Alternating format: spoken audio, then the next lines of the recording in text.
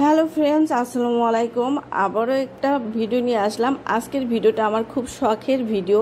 আমার শখের বাগানে কচুর গাঁটি যে থাকে, মুখী কচু যেটা থাকে, সেটা আমি এনে যে ছোট ছোট অংশটুকু থাকে সেটা আমি লাগিয়ে দিয়েছিলাম আমার বেলকুনি বাগানের একটা ছোট্ট গামলাতে।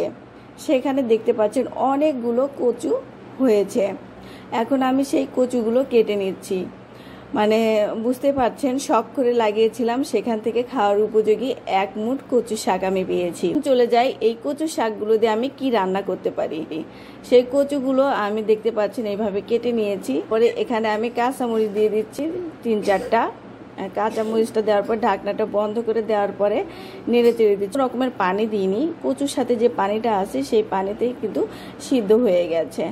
কচুগুলো মানে প্যানের সাথে লেগে ধরছে, তার মানে একটু পানি নাই, সম্পূর্ণ ভালোভাবে সিদ্ধ হয়ে গেছে। এখন আমি এই কচুগুলো একটা প্লেটে তুলে নিয়েছি। খুবই অল্প পরিমাণে দেখতে পাচ্ছেন, কিন্তু তারপরেও বলবো এটা আমার শখের বাগানের খাবার, যেটা আমি ফলন করেছি, আবাদ করেছি, তারপরে হয়েছে। তো এখানে রসুন নিয়েছি, পেঁয়াজ নিয়েছি, কাঁচামরিচ নিয়েছি, সামান্য পরিমাণে লবণ নিয়েছি। এখন এই সবগুলো একসাথে আমি চটকিয়ে নিচ্ছি আগে। তারপরে আমি সরিষার তেল নিয়ে এই মরিচ মাখাটা মাখিয়ে নিচ্ছি। তারপরে ওই যে কচুর শাকের সাথে আমি ভালোভাবে মিক্সড করে নিচ্ছি।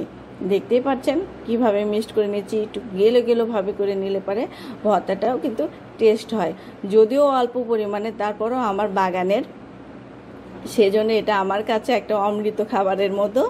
এখন আমি মজা করে এটা দিয়ে ভাত খাবো। তো ফ্রেন্ডস, আজকের এই ভিডিওটা আপনাদের কেমন লাগলো সেটা কিন্তু অবশ্যই আমাকে জানাবেন। আর আপনারাও কিন্তু এভাবে শখের বাগানি হয়ে উঠতে পারবেন এবং সেটা থেকে তৃপ্তি সহকারে কিছু না কিছু বানিয়ে খেতে পারবেন।